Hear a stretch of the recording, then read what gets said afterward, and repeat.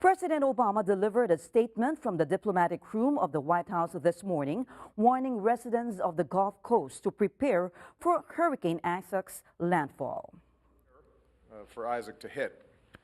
I want to encourage all residents of the Gulf Coast to listen to your local officials and follow their directions, including if they tell you to evacuate.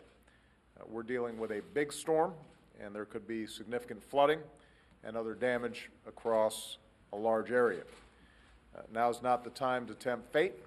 Now is not the time to dismiss official warnings. You need to take this seriously. Yesterday, the president signed a disaster declaration for the state of Louisiana, ensuring federal funding and support from the Federal Emergency Management Agency that are open.